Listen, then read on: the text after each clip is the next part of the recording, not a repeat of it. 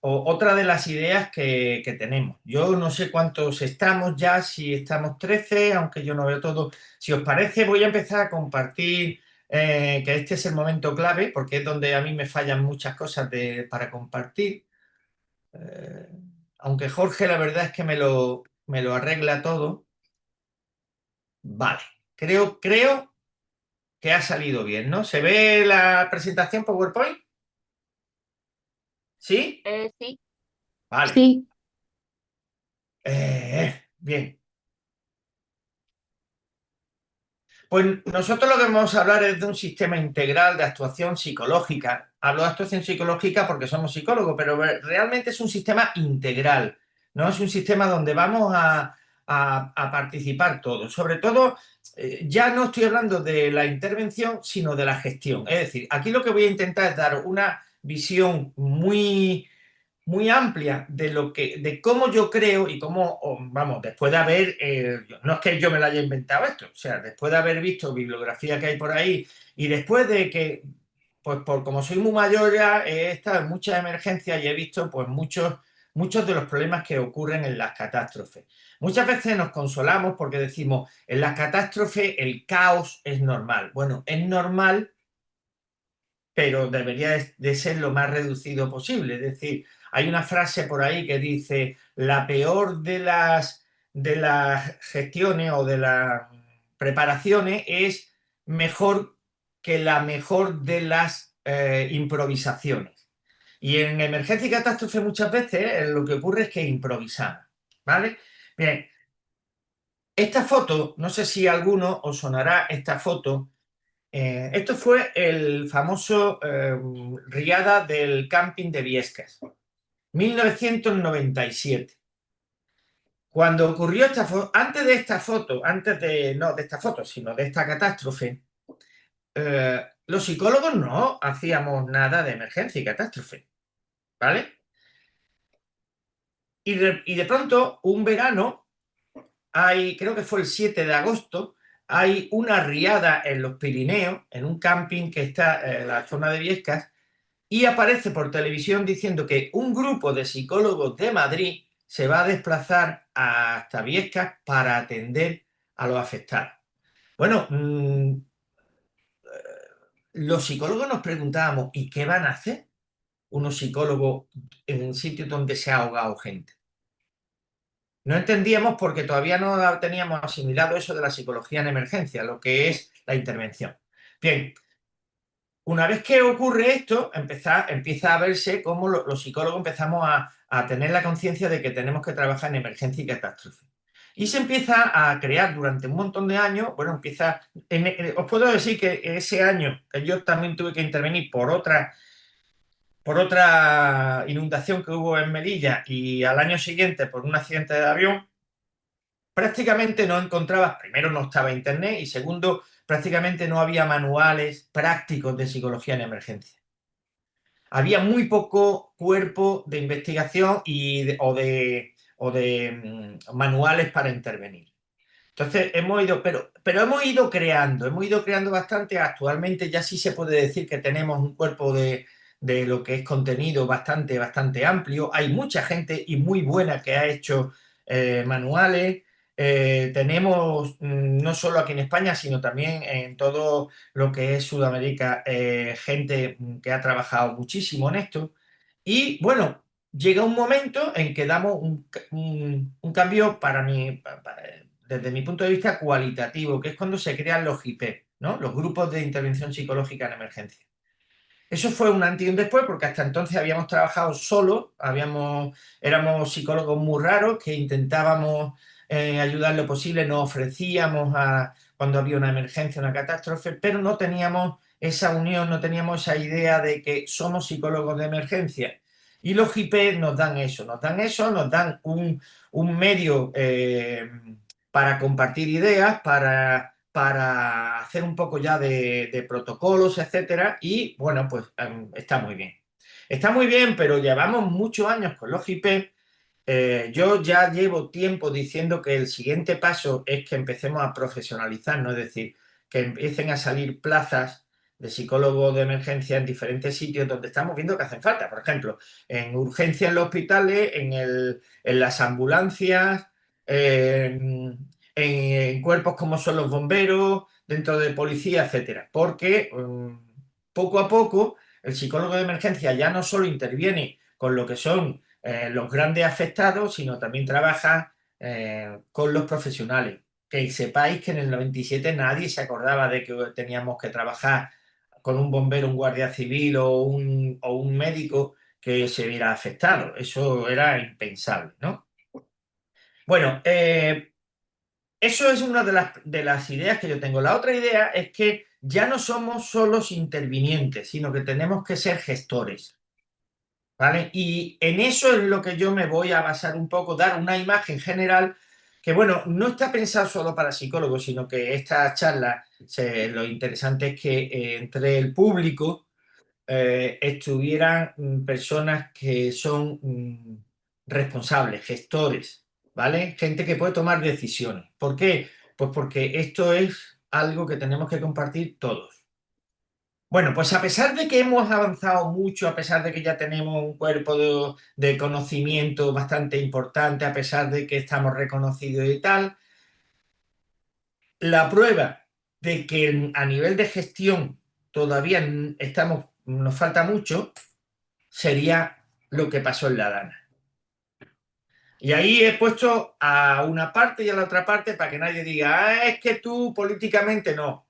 Tanto uno como los otros. Aquí lo que me interesa a mí transmitir es que la gestión se sigue haciendo mal porque se deja en manos de personas que no tienen ni idea, que están asesoradas por personas que tienen menos idea todavía. Bueno, esto es un poco para romper el hielo, ¿no? Pues eso, un incompetente que habla de otro incompetente, que al final pues se habla de un gestor que hay ahí, de un técnico que al final paga siempre el pato si no encuentra a alguien más por debajo. Dicho esto, voy a empezar como si no hubierais visto nunca nada de las emergencias. Cualquier sociedad en este momento está en normalidad. Vosotros, a no ser que alguno de vosotros viva cerca del Teide, que creo que se está moviendo, lleva unos mesecitos moviéndose, en los demás todos estamos en lo que es la fase de normalidad. El que esté al lado del Teide, pues está en la fase de preadvertencia. ¿Vale? ¿Hay alguien que está al lado del Teide?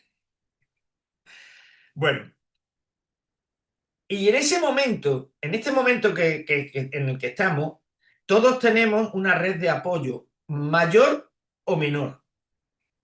¿Y por qué pongo lo de la red de apoyo? Porque es muy, muy importante. Es decir, cómo se va a salir de una gran catástrofe va a depender mucho de que exista una red de apoyo. Ahí os apunto que Aldrich y Meyer hablaron de lo que se llama la infraestructura social. Ellos decían que además de una infraestructura arquitectónica y de ingenieros, etcétera, de infraestructuras, había, era muy importante el que hubiera una social. ¿Qué es esto? Lo que siempre hemos llamado buena vecindad. Eso es. Lo que pasa es que nosotros le ponemos un nombre más raro. El conocerse a los vecinos, el que los vecinos se ayuden, el que cuando alguien tiene una enfermedad, el vecino le lleva un caldo, ¿vale? El que cuando un vecino se rompe una pierna, pues el otro le ayuda a subir a su casa. El que tengan grupos, el que se hagan fiestas dentro de lo que es un barrio y acudan todos para conocerse. Eso es la infraestructura social. Bueno, en el Katrina, estos autores demostraron que en aquellos barrios donde había esa empatía social, había esa buena vecindad, eh, el tiempo que se tardaba y la forma en que se hacía de salir de aquella catástrofe era mucho menor. ¿Por qué? Porque al día siguiente ya se estaban ayudando a buscar a los familiares, a acoger en tu casa, a darle una manta a quien no la tenía, ¿vale? Eso. Entonces, ¿qué quiero decir con esto? Que ya podríamos empezar a trabajar. Los psicólogos sociales o los psicólogos de emergencia con una idea social ya podrían empezar a decir, bueno, ¿y qué podemos hacer para que haya una mayor red de apoyo? Pero no solo los psicólogos. El el director general de Protección Civil, el consejero, pues no sé, de barrios, si es que lo existe, el consejero, o sea, alguien que no es psicólogo, pero que tiene una serie de personas que lo van a asesorar y que le van a decir, oye, vamos a empezar a hacer cosas para que si un día o cuando, más que decir si un día, el día que ocurra algo, tengamos ya una infraestructura muy potente. Bien, llega la crisis, llega un momento en el que se produce una emergencia catástrofe. Eso es una crisis. ¿Y qué es una crisis? Una situación en la que la capacidad de afrontamiento del sujeto ya se desborda. Eso significa que hay un evento que es repentino, que es poderoso y que hace perder el control, una reacción que es de una ansiedad desadaptativa, confusión, parálisis y un riesgo que es el deterioro del tejido social y la morbilidad psiquiátrica. Es decir, por un lado se va a romper ese grupo social y por otro lado va a haber mucha más gente que vaya. El otro día me invitaron a una mesa redonda en México, que yo no fui, pero estuve online, fui el único online, me perdí el haber ido a México bueno, pues por circunstancias, y, y uno de los ponentes comentaba, se había hecho un estudio en el COVID ellos, en la Ciudad de México, durante el COVID hubo un terremoto, bastante gordo, y entonces hablaba de que un día después del terremoto, no el mismo día, sino un día después, eh, habían aumentado un 2000% el número de personas que habían ido a salud mental. Un 2000%. Y estamos hablando de cuando ya se estaba con el COVID, pero la gente ya se había medio acostumbrado al COVID, pero llega una segunda catástrofe y hay ese deterioro del tejido social y una morbilidad psiquiátrica. Vale, entonces, lo primero que tendríamos que saber todos, psicólogos y no psicólogos, es los principios rectores de los primeros auxilios psicológicos. Vamos a ver, cuando uno habla de la reanimación cardiopulmonar o cuando uno habla de los primeros auxilios sanitarios, siempre se empieza con lo mismo, se habla del famoso PAS, ¿no? Que es primero proteger. Pues aquí empezamos igual. Proteger, ¿qué significa? Oye, yo no me voy a poner a ayudar a una persona que estemos al lado de una casa que se está a punto de caer cuando está habiendo temblores repetidos. Lo primero que tendré que hacer es sacar a esa persona de allí, ¿vale? Y entonces garantizar la seguridad tanto mía como de la otra persona. Se garantiza y se da refugio. Si podemos dar refugio, es decir, me lo llevo a un sitio donde encima estemos refugiados, mejor que mejor. Y, y si encima lo aislamos de los medios de comunicación y de los curiosos, mejor que mejor. Luego estaría dirigir. Dirigir es guiar a las personas en ese estado de shock que tienen en ese momento y alejarlas del peligro, porque a lo mejor ellos todavía, te puedes encontrar una persona que en estado de shock esté sobre unos escombros de un edificio que sale de ruido buscando, pues no sé, la medicación o como nos pasó a nosotros cuando hubo aquí la riada, que la gente se preocupaba mucho por los papeles de los muertos. Los papeles de los muertos eran los documentos que habían estado, vamos, el seguro que habían estado pagando para cuando se murieran, pues tener un entierro, ¿no? Y era su preocupación. Y querían entrar a las casas que estaban a medio caerse para coger los papeles de los muertos, aparte de otras cosas. Lo tercero que tendríamos que hacer una vez que hemos quitado a esas personas de las situaciones de peligro sería conectarlas. Es muy importante y esto ya son unos primeros auxilios psicológicos. Conectar a las personas con sus seres queridos, por ejemplo, cuando fue el terremoto del 2016 aquí, fue a las 5 de la madrugada. Y después yo me entrevistaba con gente y me decían, menos mal que no ha sido en la hora del colegio. Porque si llega a ser la hora del colegio y yo no sé cómo está mi hijo en la guardería, en el colegio, hubiera entrado en pánico. Entonces, muy importante es para tranquilizar a las personas, hacerlas reunirse con sus seres amados, seres queridos y con las redes de apoyo social que puedan tener. Cuando ya he conseguido eso, lo siguiente es tratar. Esta parte ya es, sí es verdad que es para psicólogos, que es manejar esas reacciones de estrés agudo que no es como mucha gente que no son psicólogos, te hablan de el estrés postraumático, no hay estrés postraumático y hay mucho menos, afortunadamente, pero sí hay un estrés agudo que es normal y sí se empieza un duelo en algunos casos. Y por último, si vemos en ese tratamiento que efectivamente ya hay algo más grave, lo que tenemos que hacer es empezar con una intervención rápida y temporal y sobre todo nunca dejar sola a la persona, porque se pueden dar situaciones pues, de suicidio.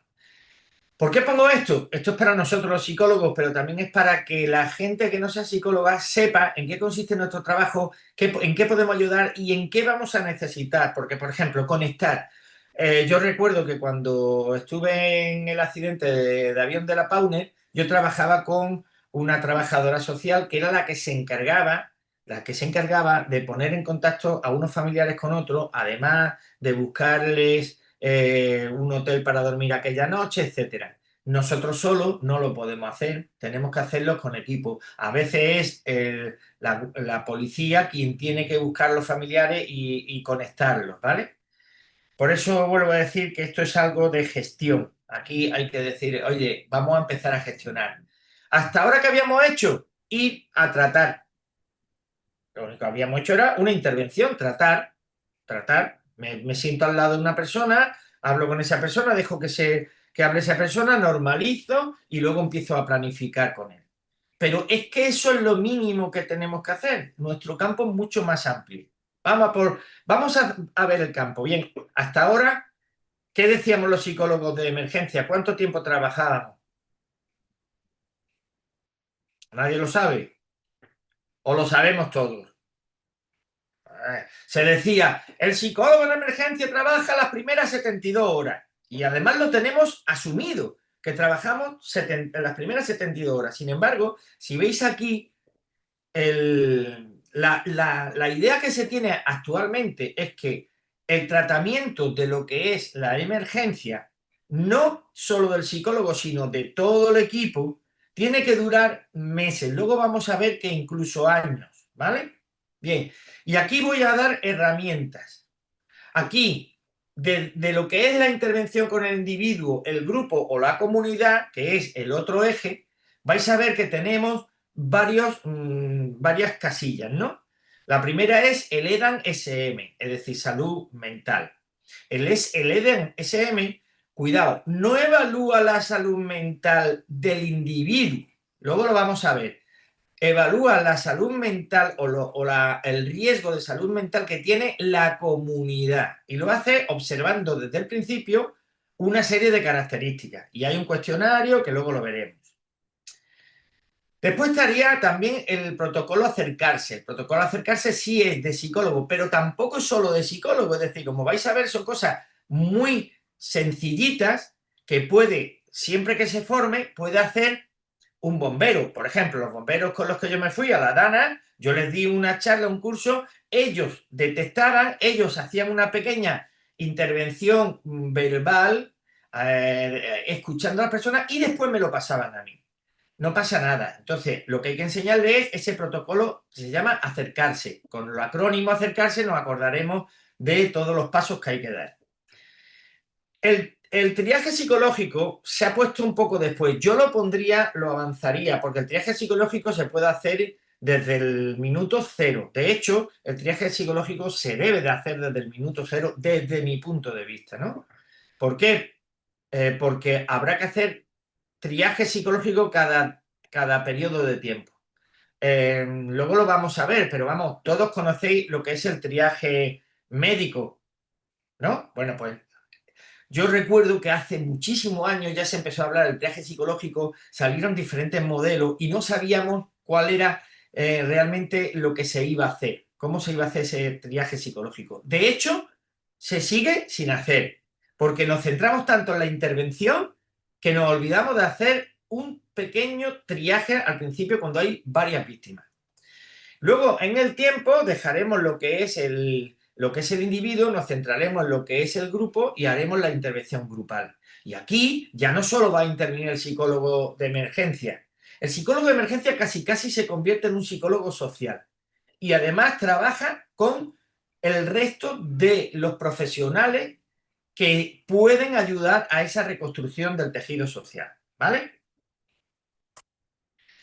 ¿Por qué tenemos que hacer todo esto? ¿Por qué dura más de 3 meses? Pues mirad, en la fase de un desastre, lo vais a ver aquí en lo que es estas curvas, se pasa por diferentes fases que van desde momentos en los que hay una bajada emocional a momentos en los que hay una subida emocional, ¿vale? Yo el material este ya sabéis que luego se lo paso a Jorge, el que quiere lo pide y lo tiene. Lo digo por si acaso alguien está tomando nota y se ve mal, pues lo que tengáis. Voy a pasarlo aquí porque aquí se ve mucho mejor. Mirad, el primer año y después del aniversario, porque es verdad que cuando hay una gran catástrofe, al año se hacen programas, se hace que si una ceremonia, qué tal, y eso interrumpe el duelo que está pasando la gente. Y eso hace que la gente que se ha visto durante un tiempo ya abandonada vuelva a cabrearse. Entonces, aquí veis que cuando hay una emergencia catástrofe, lo primero es la fase esa de advertencia y amenaza, es decir, oye, está temblando el Teide y la gente empieza a percibir ese riesgo. Las emociones fluctúan, vale, veremos a ver qué pasa, qué es lo que debería de hacer, hablas con tu familiar, oye, vamos a hacer la mochila de 72 horas, etcétera, etcétera, ¿vale? Y de pronto llega la fase de impacto, que es el momento en que se produce, bueno, pues el TEID ha dicho, hasta aquí hemos llegado y suelta todo lo que tiene dentro, ¿no? ¿Qué pasa aquí con las personas? Pues que yo lo decía en las charlas de supervivencia, hay unos primeros momentos que son muy importantes y que la gente se queda en shock. Es un momento en el que no me lo creo. Cuanto más acostumbremos a la gente a que sí se lo crea, no se pierden esos primeros momentos que pueden ser decisivos. Es decir, si tú estás en un terremoto y en los primeros momentos no sabes qué hacer o no te lo crees y estás en fase de shock, si el edificio o algún trozo de tu casa se cae o estás pegado a un edificio, puedes morir. Sin embargo, si acostumbramos a la gente a que sepa qué tiene que hacer y a que sepa que tiene que hacerlo enseguida, que reaccione enseguida, ya estamos haciendo un trabajo. Y lo haríamos en esa advertencia o incluso preadvertencia, es decir, ya hoy, mañana podemos empezar a preparar a la gente. Si esperamos, como yo suelo decir, llegamos tarde. Luego estaría la fase heroica. ¿Qué es la fase heroica? Bueno, pues una vez que se sale de ese primer impacto, pues la gente tiene un pico emocional, hostia, me he salvado, soy un superviviente y además todo el mundo se está echando, se vuelca unos con otros y además yo me voy a ir a ayudar a la gente y tengo mucha energía, ¿vale? Muy bien. Pero poco a poco los medios de comunicación estamos saliendo, la radio, vienen los periodistas y todo esto. Nadie nos abandona, nadie nos olvida.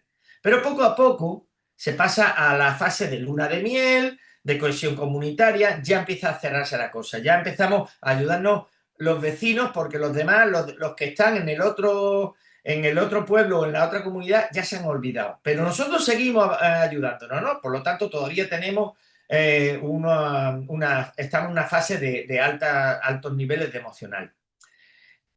Llegamos a la fase de inventario porque esa fase de luna de miel no se puede mantener constantemente. Llegamos a la fase de inventario que es cuando empezamos a tomar conciencia de, hostias, oye, que yo al principio no le daba importancia, pero me he quedado sin casa. Es que no tengo nevera, es que no tengo lo que pasaba en la Dana. En la Dana, la gente de los primeros, las plantas bajas, se quedaron con la casa vacía, como si se la acabaran de dar para mudarse, solo que todo lleno de barro. Claro, al principio decían, bueno, lo importante es que nos hayamos salvado. Pero llega un momento en que dice, oye, lo importante es que nos hayamos salvado, pero mi hijo no tiene dónde dormir y además no tenemos una mesa para sentarnos a comer. Y además es que llegar a mi trabajo, cuando el coche está lleno de barro y se lo han llevado, llegar a mi trabajo me supone una hora si es que pasa el autobús. Que además el jefe de mi trabajo dice que él no entiende, que hay que empezar a trabajar, que ya me ha dado una semana. Bien, llegamos a la fase de desilusión, ya es cuando estamos en los mínimos emocionales, Aquí ya empezamos a tener la burocracia, sobre todo, por ejemplo, ¿no? Esas ayudas que nos llegan porque, no, tiene que usted traer un documento, por ejemplo, en la DANA la gente se quejaba, a ver, me están diciendo que para que me den la ayuda tengo que llevarle ¿cómo se llama esto de la casa? Eh, los documentos de que soy propietario de una casa y decía, pero vamos a ver, si esos documentos estaban en mi casa y mi casa se ha llenado de barro entero, ¿cómo le voy a traer yo eso? Es que si no, no se le puede dar. Entonces empiezan a ver la burocracia, empiezan a cabrearse, empiezan a frustrarse y en este momento, oye, pues también tendremos que intervenir aconsejando. Oye, vamos a eliminar todas las trabas burocráticas porque si no vamos a tener gente muy cabreada y gente que cuando vengas a visitar la zona afectada te va a apedrear, te va a llamar esto, te va a llamar lo otro y son gente que además se van a pelear los unos con los otros y lo va a pagar el funcionario que tiene que decir, no, es que yo tengo aquí puesto que me tiene que usted traer fotocopia de los DNI, fotocopia del registro de la propiedad y 4 cosas más. Luego llega el año. Y después de un año, que ya estaba todo olvidado, empiezan otra vez la televisión, la radio. Ayer, no sé si ayer visteis los españoles, los argentinos y los mexicanos, no, pero ayer salió la noticia de que ha pasado un año del gran apagón.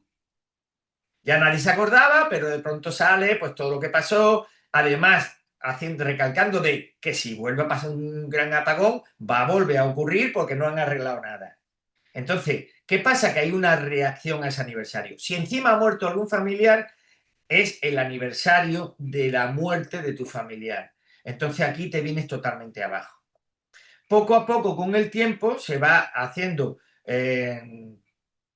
una pequeña recuperación y dependiendo de lo que hayamos hecho en estas fases y de lo que se siga haciendo con esas personas, con ese grupo, hay una reconstrucción que puede ser total o no.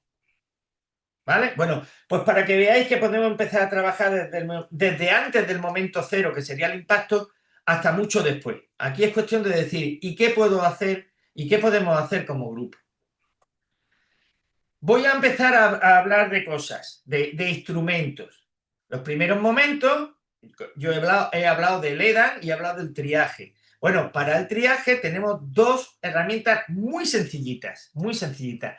Por eso decía que desde el primer momento. En el primer momento podemos pasar tanto la escala de Glasgow como el cuestionario de Pfeiffer, que lo vais a ver. La escala de Glasgow lo utilizan mucho a nivel sanitario y es mirar cómo está con los ojos, si los tiene totalmente cerrados, si no lo abre o si abre espontáneamente los ojos. El verbal, pues si no hace ningún sonido o si está ya orientado y habla normalmente. Y el motor, pues lo mismo. Son hasta 6 puntos y dependiendo de los puntos que se le den, pues podemos decir que está a nivel emocional, a nivel de orientación espaciotemporal, como queréis llamarlo, está con un problema severo, moderado o ninguno, ¿vale? A mí me gusta más esta, la de Pfeiffer. Yo la utilizaba incluso con ancianos para ver muy rápidamente el estado cognitivo en el que estaban y luego ya les pasaba otros más complejos. Pero esto es muy facilito. ¿En qué fecha estamos hoy? ¿Qué día? ¿Qué tal? Aunque os voy a decir una cosa, cuidadito, porque claro, yo trabajaba con ancianos que estaban en la residencia para los que el día, el mes y el año era lo mismo. Es decir, si yo os pregunto ahora qué día es de la semana o qué día es del mes, alguno dirá, anda, ¿qué día es del mes? Ah, sí, 28 porque he cobrado. Pero que te lo digan a mitad de mes, que a lo mejor no lo sabes. O sea, que hay que tener un poquito de decir, bueno, esta persona tiene una desorientación total o es que simplemente ahora mismo no cae. El día de la semana, dónde estamos ahora, cuál es su número de teléfono. No le preguntéis por muchos teléfonos porque yo no sé por vosotros, yo me sé dos, el mío y el de mi mujer, y el resto no me lo sé. ¿Qué edad tiene? ¿Cuándo nació? ¿Cómo se llama el presidente del gobierno? Podéis cambiarlo por cualquier otra pregunta. Lo mismo que cómo se llamaba el anterior, pues por cualquier otra pregunta. ¿Cuál es el primer apellido de su madre? Bueno, se pueden cambiar algunos de estos. Tampoco hace falta que sea estrictamente esto, ¿no? Y se le da una serie de errores y ya sabéis que si tienes 5 o más errores, pues ya tenemos que pensar en que esta persona está en la fase de shock, como poco, como poco. Estos serían dos instrumentos rápidos para hacer el triaje. En el EDAN, como he dicho, el EDAN no es un instrumento que te evalúe a ti como persona, sino que evalúa la comunidad. El EDAN evalúa los daños y las necesidades de salud mental. Sirve para eso, para luego llegar con ese EDAN y decirle, mira, he hecho esta evaluación del grupo y se va a necesitar muchos más psicólogos del GIPE. Por ejemplo, si esto lo hubiéramos hecho en la DANA, ¿eh? ¿Cuándo se hace? En las primeras 72 horas, aunque luego vamos a ver que el EDAN se va repitiendo. ¿Por qué? Porque va evolucionando. ¿Cómo se ejecuta? Pues de forma muy simple, con unas hojas que voy a enseñar al final y que también os voy a decir dónde podéis conseguirlas, ¿vale? O sea, el documento donde está.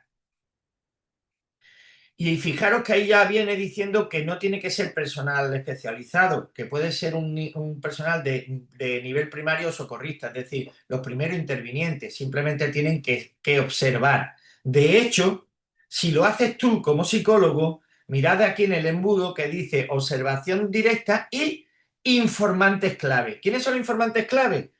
Las personas de la comunidad, el alcalde, el consejero y los bomberos, los policías, los sanitarios que conocen aquello, los maestros de los colegios de la zona afectada. Todo eso son... fijaros que a mí se me ocurre una cosa que se podía hacer, que es, ya veréis con las preguntas que hay, que se podría hacer un EDAN, cada uno podría hacer un EDAN de su barrio, de su ciudad, en este momento.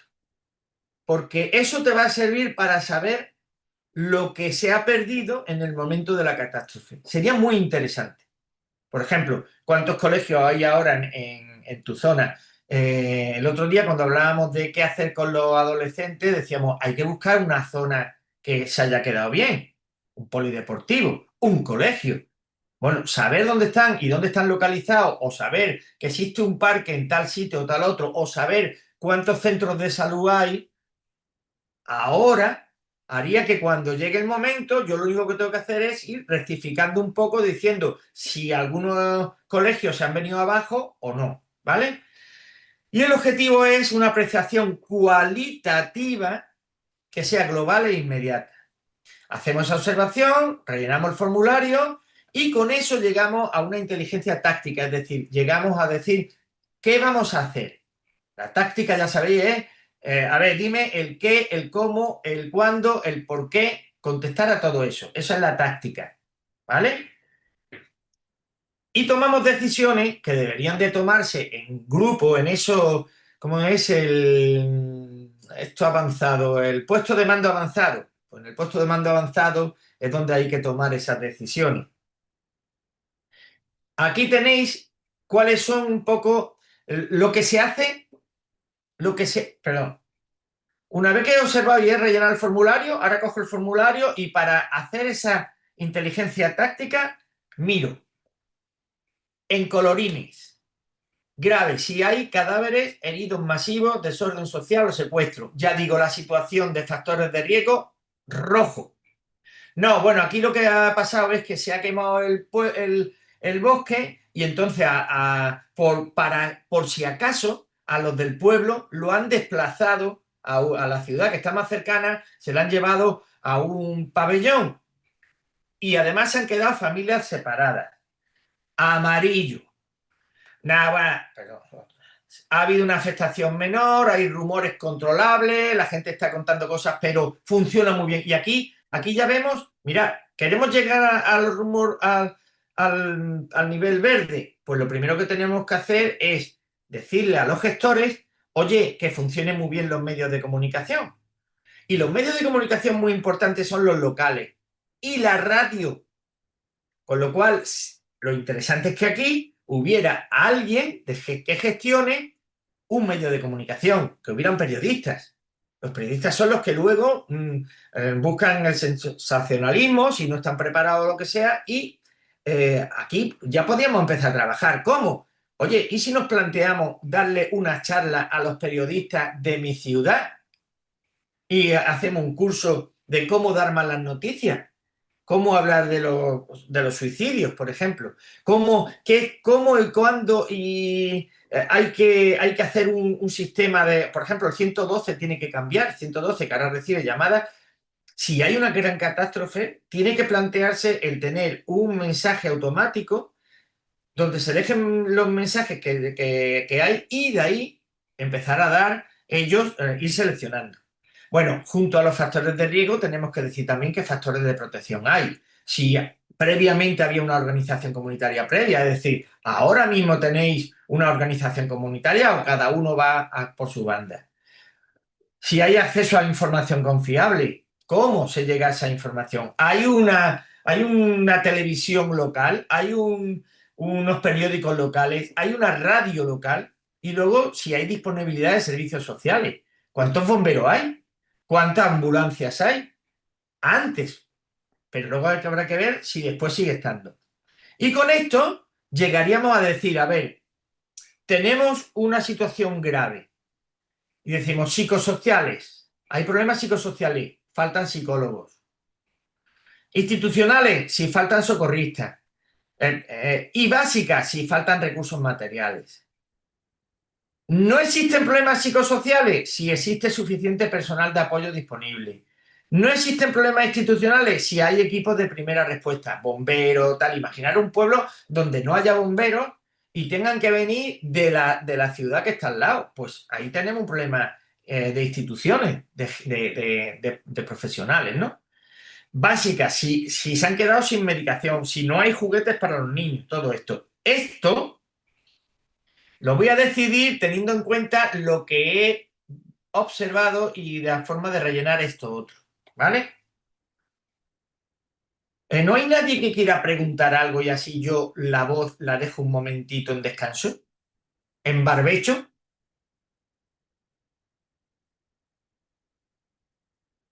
¿O No está sé si resultando un rollo? ¿O está dando? Yo lo que quiero es que os dé muchas ideas. No sé si preguntar algo, pero tal vez deslizar la duda de lo difícil que es intervenir en emergencia hídrica. Yo vivo en zona de emergencia hídrica, estamos en emergencia hídrica, de hecho.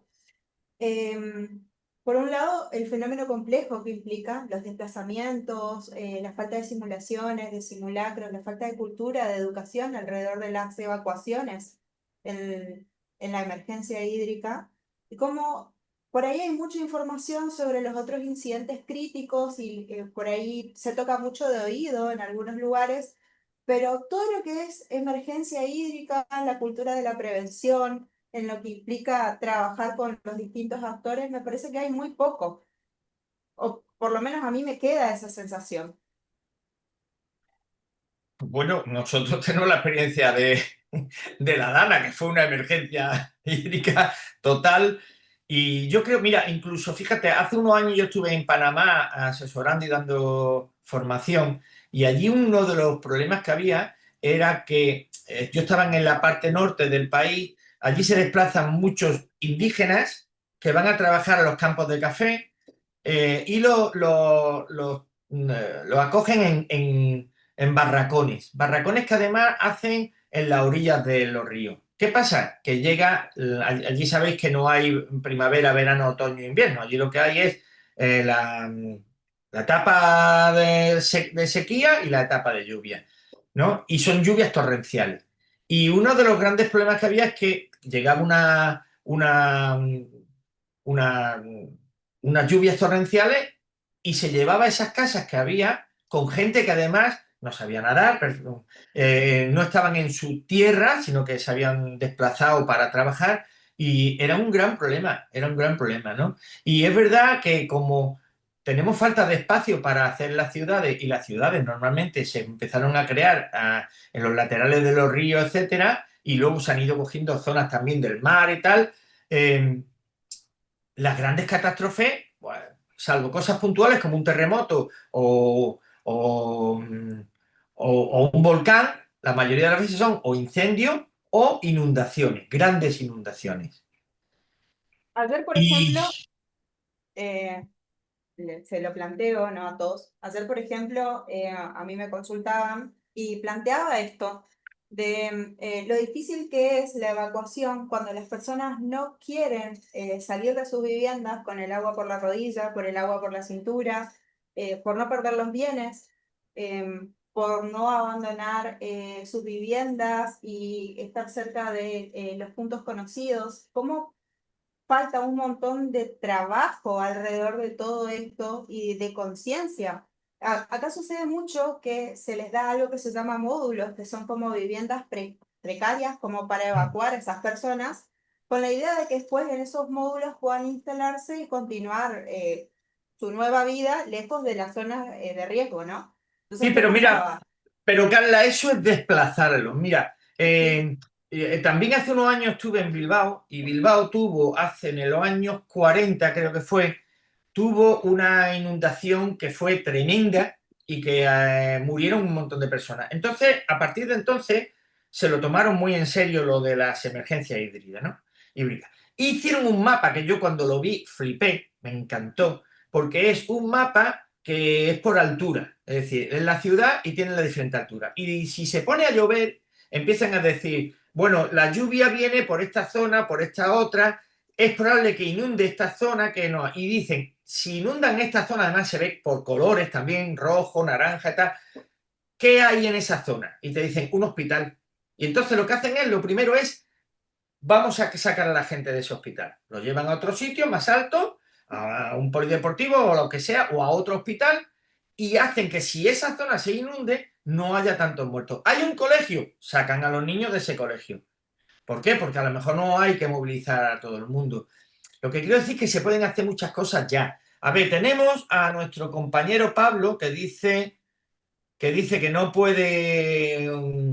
no puede coger su micro y pregunta algo que es, dice, ¿cómo se actúa cuando una emergencia psicológica surge y todavía no hay un PMA, un puesto de mando avanzado, ni nadie que dirige el operativo y no hay equipo? Pues Pablo, mira, esto pasa. Esto pasa porque la burocracia hace que el puesto de mando avanzado tarde en hacerse. Mientras tanto es cada uno para su banda, haz lo que pueda. Es decir, si estás en la zona donde hay que trabajar, pues tú de forma individual acude. Ahí es donde entra el altruismo famoso. Altruismo que si en vez de gente voluntariosa, ¿sabéis la diferencia entre voluntarioso y voluntario? Voluntarioso es el que quiere hacer pero no sabe y entonces estorba, y el voluntario es el que quiere hacer y sabe. Bueno, pues nosotros estaríamos en los voluntarios, es decir, personas que tenemos esas ganas de hacer, ese altruismo, pero además sabemos. ¿Qué hay que hacer? Empezar a hacer lo que se pueda, empezar a recoger información, empezar por eso también es importante que nosotros seamos los primeros que sepamos qué hacer si hay una inundación, si hay un terremoto, si hay un incendio, qué hacer. ¿Por qué? Pues porque vamos a tener, y que estemos preparados y que tengamos autoeficacia, percepción de autoeficacia, porque si no, vamos a hacer también un estorbo, ¿no? Luego también te voy a decir una cosa, el puesto de mando avanzado sirve para ciertas cosas. Ahí llega un nivel de la calle en el que ya no te vale, porque ellos están mirando cosas de gestión, cosas mucho más altas, cosas de, bueno, tenemos que activar al ejército y tal, pero el a pie de calle, vamos a empezar a trabajar con las personas, eso no lo lleva, ¿vale? A ver, hombre, protección civil, dice, estoy en protección civil, en este caso sabría actuar. Vamos a ver, es que protección civil está para eso, y protección civil son los famosos voluntarios, es decir, quieren y saben, ¿vale? Habría que plantearse también, mira, el otro día, aquí en la ciudad de Melilla le dieron, yo pensaba que le habían dado una medalla a Protección Civil, cuando hablé con uno para darle la enhorabuena, me dijo, no, no, si lo que nos han dado ha sido un llavero, me habían dado un llavero para agradecerle y tal. Y me dijo, pero yo no quiero una medalla, yo lo que quiero es que ya que estoy trabajando para la sociedad, si yo me presento a unas oposiciones de esa sociedad, en este caso de la autonomía, lo tengan en cuenta y me puntúe. Y yo decía, hombre, si eso se hiciera, Protección Civil, en vez de ser 20 personas, 20 majaras como nosotros, serían muchísimos más. ¿Por qué? Bueno, pues porque la gente se apuntaría para tener puntos para la oposición y a lo mejor sería una forma. Porque además, a mí me da igual, es que se han apuntado por conseguir puntos, me da igual, porque al final lo que voy a tener es gente que preparada, gente que si está en un cine y hay un incendio, va a saber dirigir a los demás, que es lo que yo quiero. Yo quiero que haya mucha gente que en cualquier circunstancia, si en su piso hay un incendio, sepan qué tienen que hacer, porque eso va a salvar vidas, ¿vale? Bueno, continúo. A ver, aquí tenéis el EDAN. Y como veis, lo que se hace es gran número, o sea, lo primero que hago es observar y ver si hay muchos heridos, muchos lesionados. Lo voy poniendo con colores. El grave sería rojo, el medio sería amarillo, etcétera. ¿Veis? Gran número de cadáveres, desorden social, enfermedad étnica. Todo esto o lo veo yo personalmente o lo pregunto a esas personas claves que son las que están a pie de calle y que están interviniendo. Junto a ese listado de factores de riesgo está el listado de factores de protección, que es si existen o no existen, ¿no? Aquí tenéis organización comunitaria previa, por eso yo os decía que esto ya se podría contestar, esta parte ya la podríamos contestar para saber en qué tenemos en caso necesario. Es esa página y esta página, listado de recursos, cuántos psicólogos hay, cuántos psiquiatras, cuántos médicos, personal. Esto se podría hacer más o menos para tenerlo en cuenta. A lo mejor no sabemos cuántos psicólogos exactamente. Bueno, varía. Hay unas veces que hay más. Cuando terminan el último curso, pues resulta que hay más psicólogos, luego se van yendo y hay menos psicólogos. Pero podríamos tener de un primer vistazo con qué se cuenta y con qué no se cuenta. Aquí lo tenéis, ¿vale? Me parece interesante. Y con eso llegamos al triaje. ¿Cómo está usted? Y esta persona no te contesta. ¿Cómo se llama? Y esta persona no te contesta. Directamente, esa persona está en shock, puede tener un estado disociativo, no creerse lo que está pasando, puede estar en pánico, corriendo de un lado a otro, poniéndose en peligro, puede tener riesgo de autolesión o de heteroagresivo con otras personas, o puede ser un menor no acompañado. Entonces, lo suyo, sabéis, bueno, voy a contar, pues no sé si todos sabéis la historia de los triajes. El triaje en la Primera Guerra Mundial, cuando terminaba las batallas, entraba la Cruz Roja y empezaba a coger al primero que encontraba. A lo mejor encontraban a una persona que se había doblado una pierna o se había roto un hueso y esa persona se la llevaban cuando esa persona no tenía peligro de muerte. ¿Qué pasaba? Que cuando volvía a alguien que habían visto que estaba mucho más lejos y que tenía una herida en el vientre y que se estaba desangrando, ya se había muerto. Entonces dijeron, tenemos que hacer un sistema para que alguien vaya evaluando y los de las camillas se lleven prioritariamente. Por ejemplo, en sanitario hay una etiqueta más, que es la negra. La negra es, esta persona está muerta, dejadla. Luego le ponen etiqueta roja a la persona que ven que necesita que se la lleven ya, pero ya. Y de esa forma se optimiza el número de personas que se salvan. Nosotros no tenemos la negra porque no trabajamos con personas que hayan muerto, pero sí podemos observar si estamos. Ahora, ¿cuál es el problema? En el sanitario lo que llevan son estas etiquetas que se le cuelga del cuello a los heridos. Nosotros no podemos ir poniendo estas etiquetas. Hay que buscar la forma de no ser muy intrusivo y ahí está la diferencia. A lo mejor podemos poner unas pegatinas, que a lo mejor no le importa a la gente. Te le voy a poner una pegatina para cuando vengan los sanitarios. Y entonces poner estos colores. Y el siguiente psicólogo o psiquiatra o alguien de salud mental que llegue sabe a quién se tiene que llevar y a quién no. Esto es la discusión y esto será, pues cada uno pensará de una forma u otra. También se le pregunta y tenemos el nombre, podemos marcar en una hoja un color para ver cómo me lo he encontrado yo, si me lo he encontrado en un estado o en otro, ¿vale? Y si no, directamente, si me encuentro uno rojo, llamo a la ambulancia, me quedo con esta persona hasta que llegue la ambulancia y se lo lleve. Aquí lo tenéis también, vulnerabilidad, riesgo medio, que están en duelo reciente, que tienen ira o que sienten culpa, ansiedad, etcétera. Bueno, cuando encontréis que una persona tiene de dos colores, siempre se coge el más alto. Creo que no hace falta ni decirlo.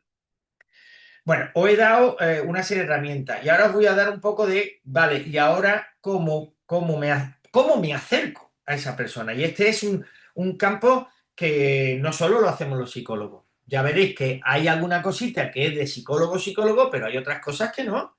El bombero se tiene que acercar, el técnico sanitario se tiene que acercar, pero tiene que hacerlo bien. Y entonces para eso está este acrónimo. Primero, ambiente. Evalúo el contexto y la peligrosidad. Es decir, hay una persona que está dentro de una casa con fuego. ¿Entro? No, primero tengo que pensar que me tengo que poner yo a salvo. Luego tengo que pensar también de si estoy en un sitio y hay temblores, tengo que poner a salvo no solo a mí, sino a la otra persona. Una vez que yo ya he hecho eso, contacto, que es con proximidad física y con preguntas objetivas. Eso no hace falta ser psicólogo para hacerlo. ¿Cómo se llama usted? ¿Cuántos años tiene? ¿Estaba usted con alguien en la casa? Luego se evalúa la exploración del estado mental. Como he dicho, hay instrumentos muy facilitos que no tiene por qué pasarlo un psicólogo. Por favor, si alguien quiere decir algo, que levante la mano, que me saldrá por aquí y así yo me callo un rato. ¿Vale? Bien, pues la exploración esa primera exploración, puede hacerla a alguien que esté, que no siendo psicólogo, venga a esta charla o a otra charla y se le indique cómo hacerlo. Restablecimiento. Empezamos a escuchar a la persona, porque eso ya es curativo para esta persona y porque hace que empiece a tomar conciencia de la realidad. Y hacemos que se desactive fisiológicamente, es decir, si está muy alterado, aquí es donde empezamos a decirle, bueno, venga, vamos a empezar a relajarnos, respira un poco más profundamente. Simplemente el quitarlo de un sitio donde esté viendo el fuego, el olor a gas o lo que sea, hace que esta persona esté más calmado. Comprensión. ¿Qué significa esto? Que después de todo esto, lo que tengo que dar es información clara. Corregir los sesgos que tengan, que se está equivocando. Me estoy volviendo loco. No, usted es una persona normal que tiene reacciones normales a una situación anormal. Esto sería lo que yo siempre llamo que es normalizar. Activar, vale, y una vez que lo he normalizado, ahora lo activo y le digo, bueno, ya no eres una víctima, venga, tienes que tomar una posición activa. ¿Qué hacemos? ¿A quién tienes que llamar? ¿Dónde tienes familia? ¿Dónde vas a dormir esta noche? Para que empiece a tomar decisiones. Así lo convierto de alguien pasivo que no sabe qué hacer a alguien activo que no va a necesitar nuestra ayuda. La recuperación, una vez que esta persona me dice qué va a hacer, ponemos las tareas próximas, ¿vale? Y intentamos evitar ese aislamiento con lo que es acercándolo a la familia. Y por último, el seguimiento, que es de vez en cuando me paso para ver cómo está. Oye, ¿cómo estás? ¿Has hecho esto que me dijiste que ibas a hacer?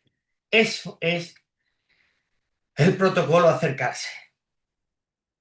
Aquí lo veis también para que tengáis dos posibilidades, el que más os guste. Aquí lo tenéis un poquito con alguna cosita más, ¿vale? Y ahora acordaros de que había una fase, habían diferentes fases, ¿no? Aquí, bueno, pues vámonos primero a la E, esa evaluación.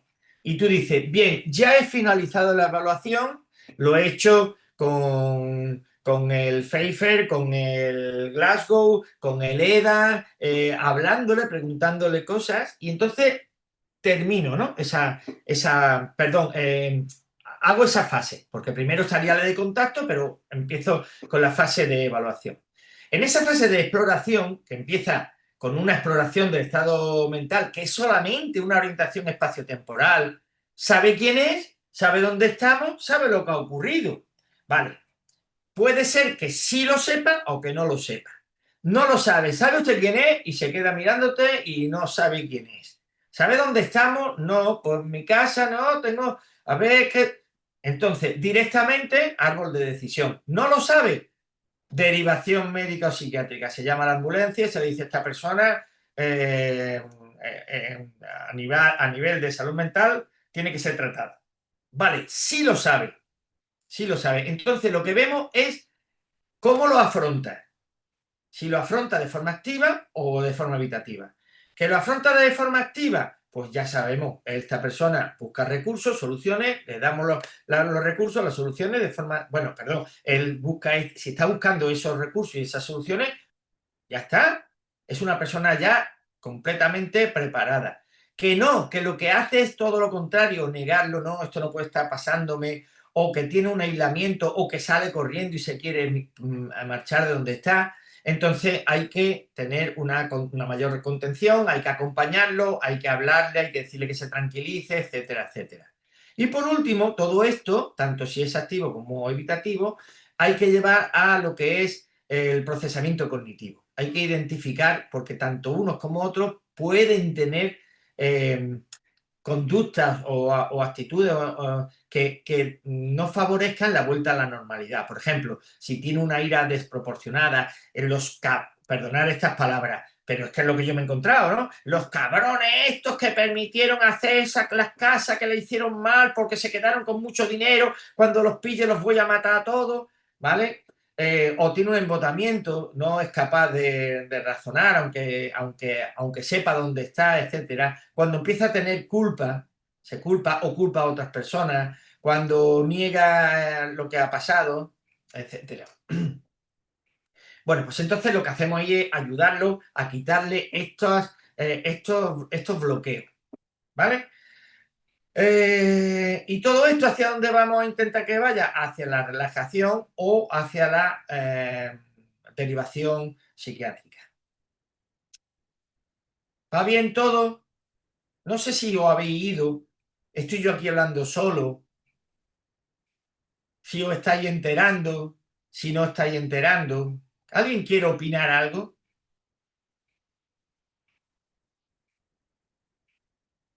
Un chat, menos mal que Pablo sí dice, mira que es el único que no tiene, no tiene micro, pero es el único que habla. Gracias, Pablo, tú tienes sobresaliente en este curso.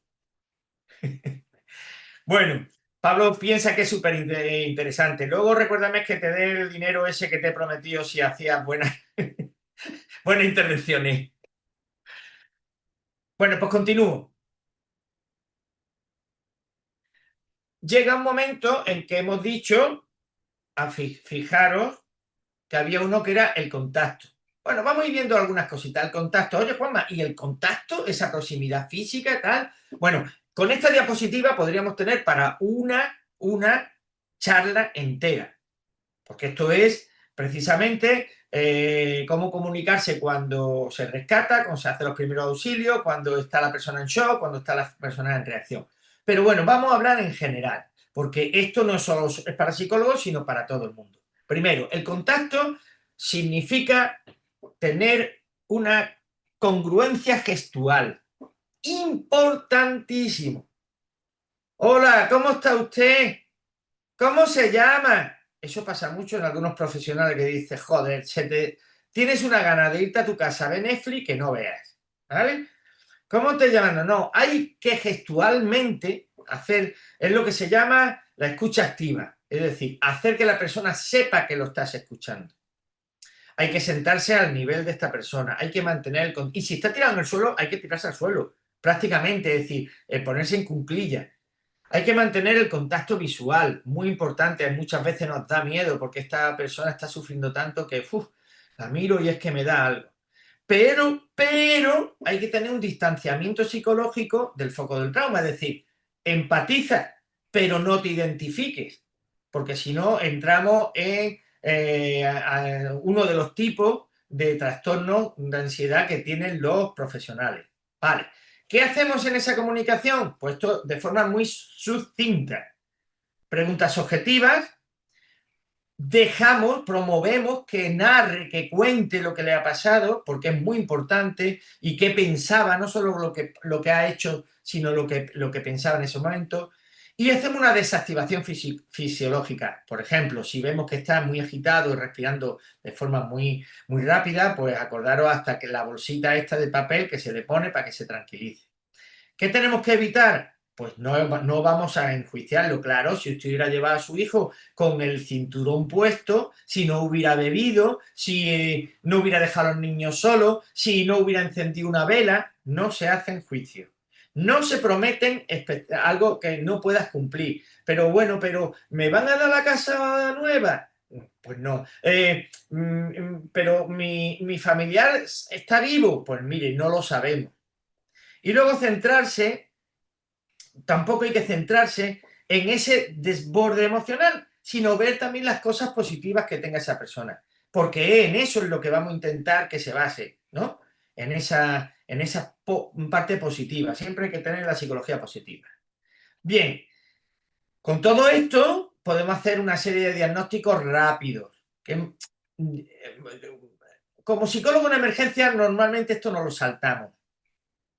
Pero bueno, tampoco viene mal, ¿no?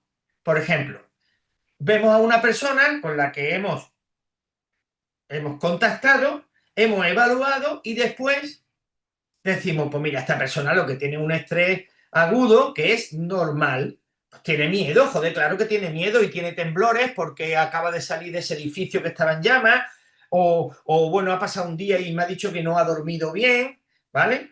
Entonces, ¿qué hacemos? Pues un primer auxilio psicológico, apoyo social de parte de su familia y normalizar las reacciones. Mira, es normal que tengas insomnio porque es que todavía te encuentras muy alterado. Es normal que esté temblando, eso es tu adrenalina, que el cuerpo la está reabsorbiendo. Es normal que tengas miedo porque has pasado por una situación de miedo. Es normal que no llores porque es que todavía no te lo crees, ¿vale? Normalizamos todo. Esto también daría lugar a una charla entera. ¿Y el ataque de pánico? Pues no, lo que estamos viendo es que tiene una sensación, me voy a morir. No puedo, mira, mira el corazón, me está. No me llega el aire. Primero descartamos que sea verdad, que le esté dando un infarto, y luego si no lo tiene, pues estamos pensando que tiene un ataque de pánico y lo que hacemos es controlar esa hiperventilación. La bolsita de papel, llevarla de papel, no de plástico, y por cierto, no vayáis a dejar a la persona con la bolsita y os vayáis a atender a otro que cuando volvéis el tío no ha dejado de respirar la bolsita y se nos ha muerto, ¿vale? Y descartar patologías orgánicas, sobre todo esto al principio. Depresión clínica, si tiene una tristeza mayor de 2 semanas, si hay inmovilidad, si hay pérdida de peso, sueño y tal, podemos pensar que tiene una depresión. Y aquí lo que tendríamos que decirle es, oye, deberías de ir a tu médico o deberías de ir a un psicólogo y hacemos un acompañamiento hasta que no empiece, hasta que no lo dejemos con otro profesional.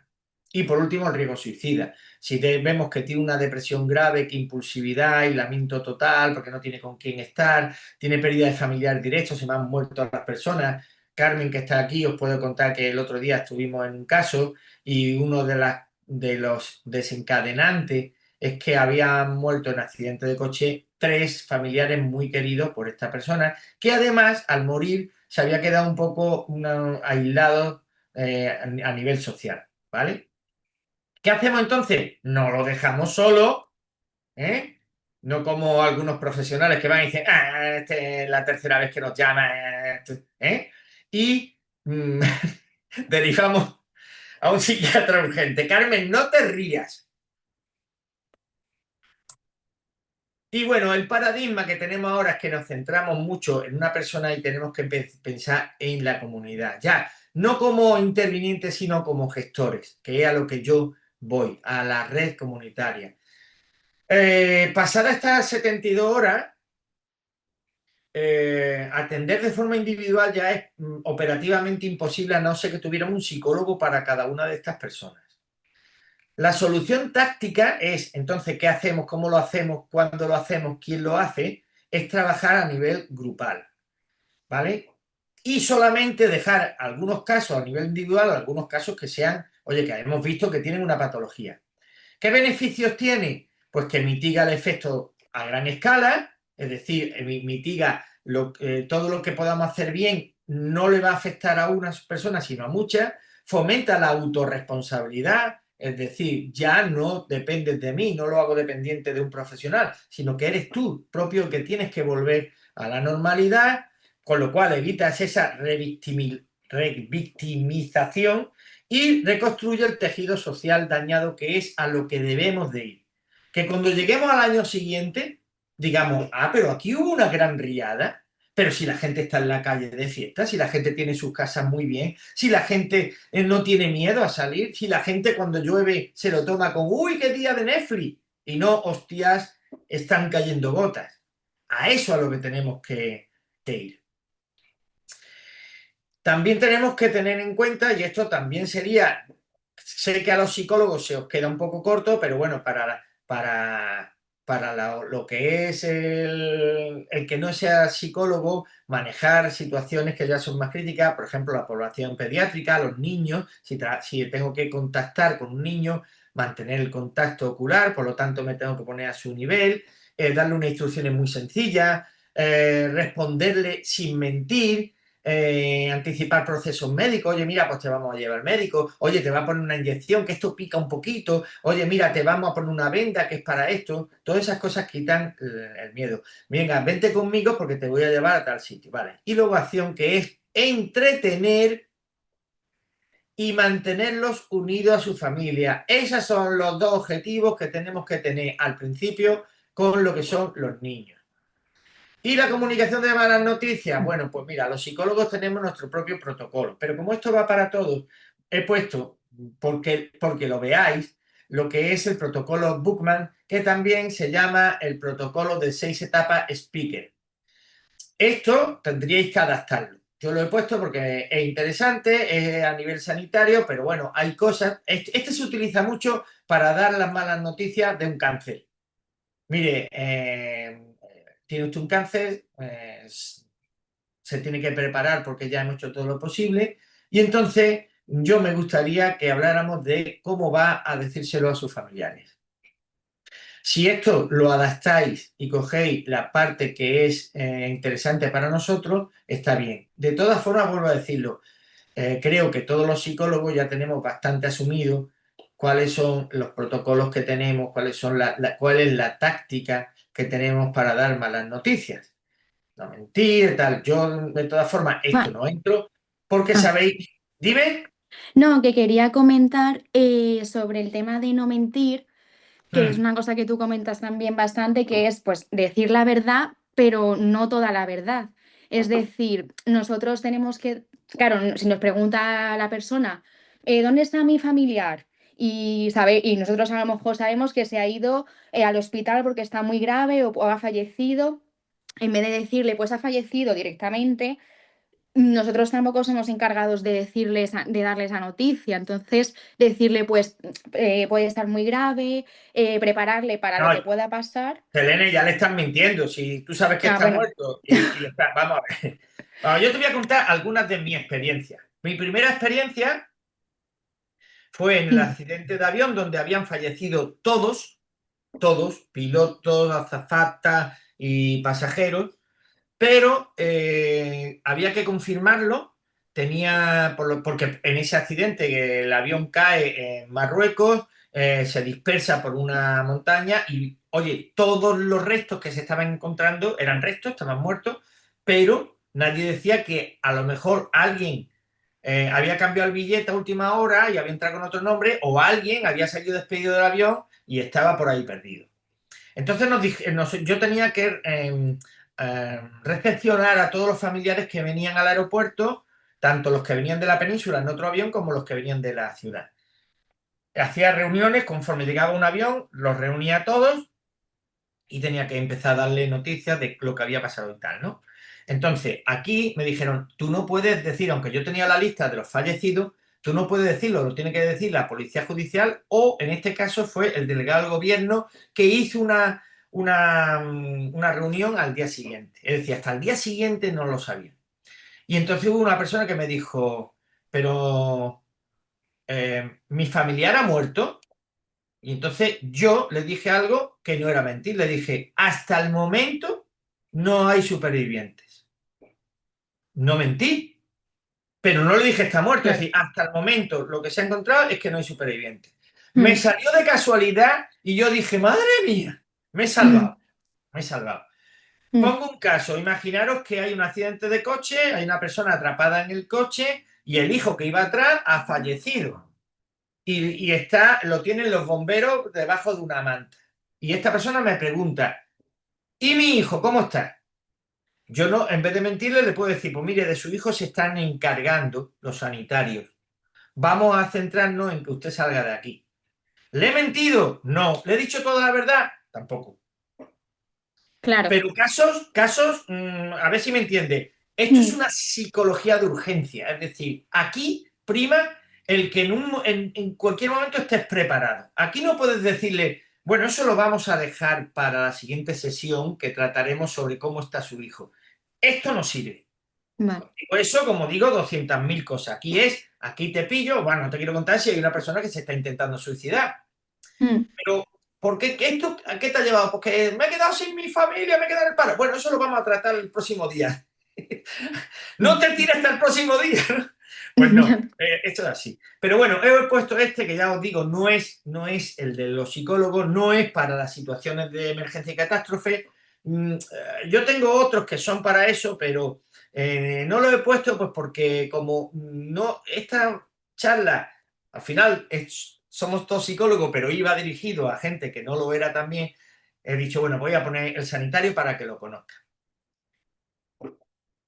Bien, y ahora vamos a trabajar con los grupos, porque hemos dicho que al final lo que queremos hacer es trabajar con los grupos. Entonces vamos a diferenciar 3 grupos en principio. Los grupos informativos, ¿vale? Los grupos informativos, los periodistas y los gestores, y el político. ¿Qué es lo que tienen que hacer? Oiga, mire usted, ahora mismo su objetivo es que no haya más rumores. Que no haya más rumores. Cuando fue el accidente de avión, se decía que era un atentado, que había explotado el avión, se dijo también que había caído en el mar y la gente estaba nadando para salvarse, se dijo de todo. Cuando fue el terremoto, acordaros que se dijo que se esperaba un terremoto para 2 días después, a las 3:30 de la tarde, y hubo gente que se lo creyó. ¿Vale? Además, hubo gente que Carmen y yo sabemos que se lo creyó y nos quedamos un poco como diciendo, joder, que tiene una carrera, ¿no? Entonces, desmentir. Cuando fue el terremoto, la primera intervención que tiene un político, un gestor, por la radio es 2 horas después. Yo sé, coño, fue a las 5:00 de la madrugada, pero lo siento mucho, hay que salir inmediatamente diciendo qué es lo que ha pasado y sobre todo qué se debe y qué no se debe hacer. ¿Vale? Entonces, el grupo informático, ¿quién lo hace? La autoridad o el comunicador social, es decir, alguien que tienen preparado para eso. El intercambio, no hay intercambio, es del que manda a la población. La población aquí no opina. Y la audiencia son grandes grupos heterogéneos, es decir, es para toda la población. Cuidadito, esto se nos complica porque están las redes sociales. Bien. Luego están los grupos psicoeducativos, esos que se van a encargar de explicar a la gente qué tiene que hacer o de empezar a trabajar con los niños y los adolescentes. ¿Cuál es su objetivo? Aliviar la aflicción y desarrollar afrontamiento, enseñarle a los niños a enfrentarse a lo que ha pasado. ¿Quiénes son? Trabajadores de salud, como son los psicólogos, pueden ser también pedagogos, o gente de ayuda humanitaria, es decir, voluntarios de alguna ONG. Aquí es bidireccional porque aquí la otra persona que tengo enfrente tiene que participar en esa comunicación. Y aquí son grupos homogéneos, es decir, niños de 3 a 8 años, adolescentes de 14 a 18 años, ancianos, personas con trastornos mentales, etcétera. No mezclo unos con otros. Y luego, si voy a trabajar como grupo terapéutico, pues aquí ya sí, aquí el objetivo, quitar patologías que haya. ¿Quién tiene que hacerlo? Aquí no hay tutía, aquí no lo puede hacer un voluntario ni puede hacer un rescatista, el psicólogo o el psiquiatra. Y aquí donde hay que decirle al bombero o al sanitario, que es sanitario pero que es conductor de ambulancia, oye, no me entres aquí. Esto es mi campo. Yo te he ayudado en el tuyo, pero tú has sido el jefe en el tuyo, tú ayúdame quitándote de en medio y dejándome que yo trabaje. Es un enfoque clínico y va dirigido a pacientes con patología. Esto es un poquito más ampliado. Aquí tenemos los grupos informativos, los psicoeducativos y de apoyo, los de autoayuda, porque aquí es muy importante que la gente, y aquí hay que valerse, pues no sé, de el chamán del pueblo, si estoy trabajando en África, por ejemplo, ¿no? O no sé, en ese barrio hay una persona que todo el mundo le pide ayuda, pues esa persona. Hay la madre coraje, ¿no? Que es una persona muy significativa. Esos son los que van a hacer de autoayuda. ¿Y dónde? Pues esto es lo que en las películas americanas vienen ¿cómo se llama esto? Los grupos de veteranos, ¿no? Que son gente que ha pasado todos por una misma situación, que tienen una patología derivada de haber estado en Vietnam, las películas de Vietnam, los tíos estos que... Y entonces hacían autoayuda. Vale, pues muy bien. Están los grupos de niños y adolescentes, que vuelvo a decirlo, aquí lo que hay que hacer es pues intentar que vuelvan a la normalidad lo antes posible, y los grupos terapéuticos. Aquí tenéis todos los grupos, los objetivos, la temporalidad, la audiencia y quién es el conductor de ese grupo. ¿Hay alguien que quiera decir algo? Por Dios, dejadme descansar. Ya no tengo ni agua. Y charlando entre vosotros que voy a por agua. Quien dice agua dice una botella de vino.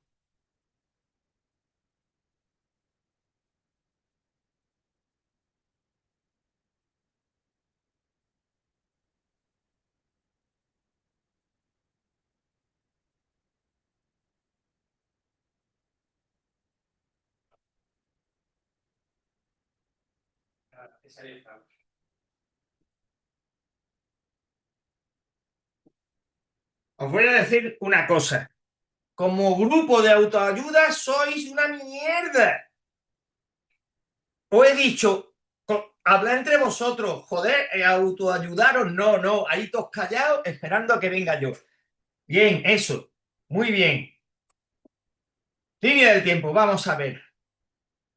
He dicho, el EDAN se pasa a las 72 horas, pero también he dicho, pero se vuelve a pasar. Con lo cual, se pasa a las 72 horas, o antes de las 72 horas, se pasa a los 30 días y se pasa a más de 30 días. Y dependiendo de lo que encontremos, le diremos a los gestores que tienen que hacer una cosa u otra, ¿vale? Porque si a los 30 días todavía no se ha restaurado el sistema de salud mental, habrá que decirle, hay que trabajar con el sistema de salud mental. Si todavía hay colegios que no funcionan, habrá que decirle, oiga, tienen que ustedes arreglar los colegios o llevar a los niños a otros colegios, ¿vale? La evolución táctica, pues vuelvo a decirlo, de la persona, el apoyo emocional, a la ayuda mutua. Por lo cual vamos a pasar de a ese apoyo emocional que es al inicio y que lo tienen que hacer los profesionales, a lo que es la autoayuda, que quien tiene que hacerlo es las mismas personas afectadas. Reuniéndose, claro, aquí ¿qué pasa? Pues que va a depender mucho también de que previamente, antes de la emergencia, pues tuvieran ya unos grupos o no lo tuvieran. No sé cómo voy de tiempo. ¡Buah! Tardísimo. El autocuidado, bueno, pues aquí estamos hablando de otro grupo. ¿Qué grupo? Los intervinientes. Y esta diapositiva daría pie, ¿a qué daría pie? A otra charla. No voy a entrar en nada, solo que sepáis, bueno, pues eso, la fatiga por compasión, que todos sabéis que existe, que incluso alguno puede ser que lo haya experimentado, y que hay que tener estrategias de mitigación. Pero es que esto no voy a entrar, esto es una charla, no, un curso que se le da a bomberos, a policía, etcétera, y cada uno de estos apartados es media hora. Sobre todo la última parte, que son estrategias de mitigación, que es decirle cómo aquí estaría el famoso defusing y debriefing. Se trabaja muy bien con el defussing, es muy interesante, es mucho más fácil. El debriefing es más complicado. Eh, Niños, pues si son niños de entre 1 y 3 meses, ahí tenéis cómo se trabaja y que la metodología tiene que ser muy lúdica. Aquí estoy hablando ya de grupos un poquito especiales. Lo mismo que con con menores hay que basarse mucho en padres y maestros, decir, mire, yo le ayudo, por ejemplo, hay que dar malas noticias. ¿Quién da las malas noticias a los niños? ¿El psicólogo? No, el psicólogo se lo da a los mayores de edad. Al menor se lo tiene que dar una figura significativa, su papá, su mamá, su abuelo, su abuela, su tío o un amigo de la familia con el que se lleve muy bien, ¿vale? A pesar de eso, a veces nos toca a nosotros, cosa que no deberíamos de hacer. Y aquí está un poco una visión muy completa. Aquí tenemos el paciente al que hay que hacer un triaje, el interviniente, que tiene que tener autoprotección, tiene que saber sus límites, y el sistema, que se monitoriza con el EDAN. Para el paciente, pues a través del triaje y del acercarse. Y esto es lo que se llama rescate psicosocial efectivo. ¿Vale? Esto sería el todo. Para que lo veamos más, aquí tenéis. Cuando hay un evento crítico, entre las células 72 horas, esto es un resumen. Se pasa una evaluación macro de necesidades y de riesgo. También se pasa en el terreno el triaje psicológico. Me voy encontrando con la gente que están se lo han llevado a un polideportivo o están en la calle o lo que sea, y voy haciendo ese triaje y voy viendo gente significativa. Luego hago el protocolo de acercamiento para acercarme a las personas, para empezar a hacerle esos primeros auxilios psicológicos. Y luego entre el día 3 y el mes, lo que se hace ya es trabajar con grupos que pueden ser psicoeducativos, por ejemplo, con niños. De ahí, pues tenemos los de autoayuda y los grupos terapéuticos, dependiendo de con quién me encuentre, con personas que empiezan a salir del shock, o del shock, bueno, de esa situación se empiezan a mejorar, o aquellos que van a necesitar un psiquiatra o un psicólogo. Bien, esta es la guía donde viene el EDAN, en esta guía, ¿vale? La guía práctica de salud mental, la podéis bajar, está en PDF y vienen los anexos, ¿vale? Luego, de todas formas, ya os digo que yo estas diapositivas las paso a PDF y se las doy a Jorge. Y yo había pensado en hacer, pues, una cosita de esta, que es utilizar la inteligencia artificial para hacer un role-playing, pero no sé qué opináis, porque son las 9:30. Si no opináis nada, corto. Aquí tengo 6, Pablo. Sí, por favor, yo quiero las diapositivas de la charla. Sí, Pablo, no te preocupes que te las paso. Bueno, te las pasará Jorge. Voy a tener que dejar. Patricia, me escucha bien y se te escucha bien, aprende. Patricia también quiere que le ponga buena nota porque ha puesto que se me escucha bien y se aprende bien. Patricia, tú también vas a tener buena nota. Mi jefa no va a tener buena nota porque no ha dicho, ¡qué bien hablas, tío! Bueno, no vamos a hacer esto, pero por lo menos voy a enseñar. Mira, se puede hacer con el notebook y se puede hacer, perdón, a ver, y se puede hacer, no, ya me he salido, a ver. Y se puede hacer con el Gemini, con cualquiera de los dos. ¿Qué es lo que se hace aquí? Aquí le tienes que dar primero un material, el material en el que tú quieres que se base. Por ejemplo, estas diapositivas. Tú le coges esta diapositiva que la tienes en PDF y la metes en Gemini. O o le dices a Notebook, oye, búscame material sobre cómo dar malas noticias en emergencia. Y Notebook te busca. Una vez que tienes eso, le dices, crea un role-playing en el que tú seas un grupo de familiares, por ejemplo, a los que hay que comunicar la posibilidad alta de que un familiar fallezca a causa del derrumbe de un edificio. Me vas a dar feedback cada vez que yo intervenga. Si queréis ser un poquito más jodidos, le decís, permíteme 3 fallos. Si fallo más, da por concluida la intervención. ¿Vale? También puedes ponerle otra cosa. Quiero que los familiares a los que tengo que trabajar de 0 a 5, siendo 0 muy receptivo, a 5 nada receptivo, pues tenga un nivel de 3, por ejemplo, de 3, de 4, de 5, de 18, porque es que yo soy más chulo que nadie y sé más que nadie. Bien, no lo vamos a hacer. Yo fijaros que había preparado, bueno, voy a dejar de compartir un momento y ahora comparto de nuevo y ya comparto la otra página, si es que me deja. Creo que es esta, ¿no? Sí, sí, pero no, Zoom, no, simulacro. Mira, aquí ¿lo veis, no? ¿Lo veis? Se ve muy pequeñito, pero se ve, ¿no? Bueno, aquí, a ver si me Sí, desaparece. Vale, pues aquí yo había puesto en Gemini, crea un roleplay en el que yo tendré que notificar el probable fallecimiento de un familiar que está siendo operado después de ser rescatado, ¿vale? Y entonces me dice, vale, esta es una excelente iniciativa. Este también va a aprobar porque siempre me dice que todo lo que hago lo hago fantásticamente. Con lo cual, Gemini, aprobado. Te dice que sigue el manual de campo atención a víctimas, que es el que yo le he puesto.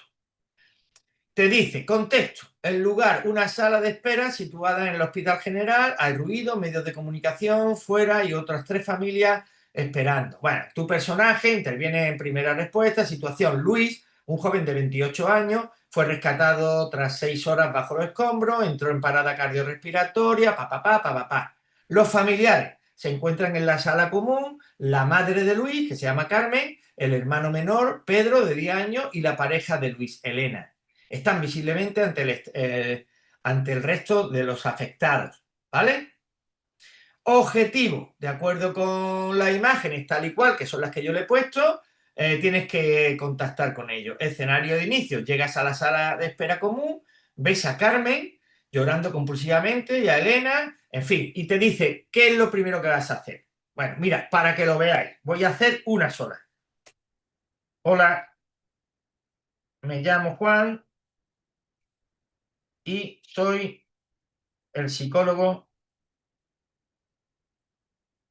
que os va a dar, que os va a ir informando sobre vuestros familiares.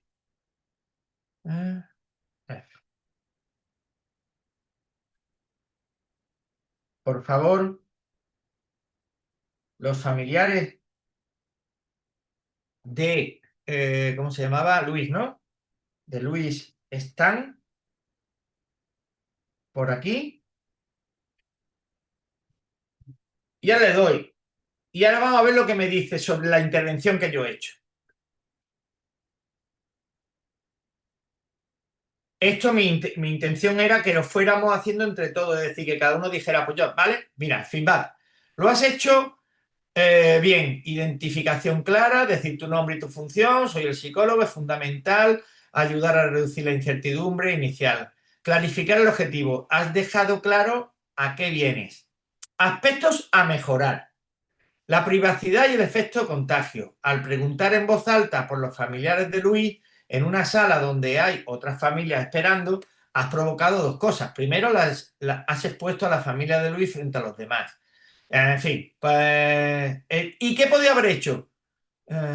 No, te dice, ¿por qué a ellos? Y no, bueno, más cosas. Te dice, al escuchar el nombre de Luis, ¿bien? Ya te va a meter en la siguiente situación. Al escuchar el nombre de Luis en voz alta, el murmullo de la sala desaparece instantáneamente. Todas las miradas se clavan en ti.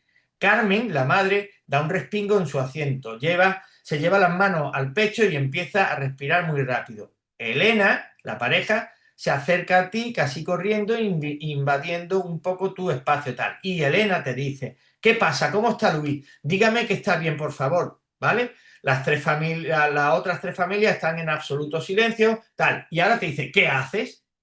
Y ahora tú tendrías que hacer otra intervención, decir, bueno, pues Elena, no te preocupes, por favor, tranquilizaros, ya sé que es muy difícil, pero tranquilizaros que lo único que quiero es hablar con vosotros como voy a hablar con el resto de la familia. ¿Podéis acompañarme? ¿Vale? Entonces le darías otra vez a intro y te va a ir dando información de cómo lo estás haciendo, si lo estás haciendo bien, si lo estás haciendo mal o qué puedes hacer. Veo que hay en el chat, se escucha bien, grande como siempre, me tengo que ir. Bueno, también Pili basta a probar y me tengo que ir. Tengo María también se ha ido. Bueno, ya veo que todos tenéis que ir por eso. Bueno, esto es lo último porque vamos, llevamos un montón de tiempo. Simplemente, no sé cuánto estáis 12 en teoría. ¿Queréis alguno decir algo antes de que cortemos? ¿No? ¿Estáis todos contentos? ¿Todos disgustados? ¿Todos diciendo que ve que tío que no ha dejado de... que solamente veo a Carmen, no sé por qué no sale la galería entera, pero bueno, si no hay nada más, ¿alguien quiere? Sí, veo a Xiaomi, que tú eres el que no tiene micro.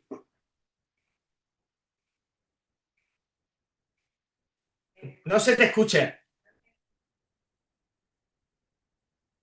No, tampoco. Pero es que lo tienes apagado. A ver si yo te lo puedo encender. Espérate. Vamos a ver. A ver, tú eres Xiaomi. No, ahora ya creo que ya te han dado voz. Sí, sí, sí. Me llamo Rubén.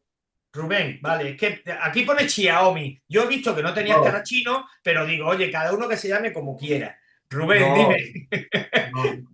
Simplemente es por, bueno, el teléfono es de Xiaomi y por eso, pero sin más. Ya. Dime. Eh, lo que estoy escuchando me parece súper interesante. La verdad es que se te ve que tienes mucha experiencia y la verdad Que soy muy viejo, que otra cosa. y la verdad que sí que nos abre los ojos y nos aportas otro prisma para poder intervenir en algunas situaciones distintas, ¿no? que puedan ocurrir. Ujú. Muy bien, pues ya con eso me doy por satisfecho, porque es lo que yo quería decir, que empezarais a tener otra visión y decir, joder, puedo hacer muchas más cosas y además se me está ocurriendo que en mi pueblo, en mi barrio, en mi edificio, puedo hacer esto ya, porque además se pueden hacer ya. Puedo hablar con el consejero para decirle que, bueno, pues que incluso voy a hablar con el consejero para darle esta charla a la gente de protección. A mí me parecería interesantísimo que la gente de Protección Civil estuviera. A mí me ha llamado hoy el director de Protección Civil, que no te lo he dicho, Carmen, porque ha sido un momentito, y me ha preguntado, oye, hoy tenéis una charla que veo que es interesante, ¿a qué hora es? Pero me ha dicho, no puedo estar porque estoy de viaje, me pillas en avión en ese momento. Mm, a mí me interesa tanto que este hombre vea la charla que le voy a proponer dársela a la gente de Protección Civil. Porque es verdad que el psicólogo en emergencia no puede trabajar aislado. Tiene que trabajar con más profesionales y tiene que ganarse a esos profesionales. Yo de la Dana lo mejor que me traje es que los bomberos me dijeron, has sido un bombero más. Me lo gané a base de quitar muchos coches, de achuchar muchos coches, de quitar mucho barro, pero es que hay que hacerlo. Tú no puedes ir tampoco de, no, yo soy psicólogo, a mí me lo traéis a dónde te llevamos, al paciente en calles llenas de barro, a las furgonetas. Entonces, creo que tenemos que empezar ya los psicólogos a pensar, a tener una visión más grande, que es esta, ¿no? Y que los demás tienen que conocer este trabajo, porque si tú le preguntas a alguien de protección civil qué puede hacer un psicólogo, pues te dirá, pues cuando alguien esté muy mal, no, yo no trabajo con pacientes, trabajo con afectados y trabajo en la gestión. Pero bueno, me parece fantástico que me digas estas cosas. ¿Alguien más? ¿Nadie más? Pues ya está, pues nos vamos. ¿Alguien quiere invitarme a cenar? No. Pues me voy. Venga, muchas gracias a todos. Igualmente. Venga, Adiós, muchas gracias. hasta luego. Muchas gracias. Adiós, buenas noches. Buenas noches. Hasta luego.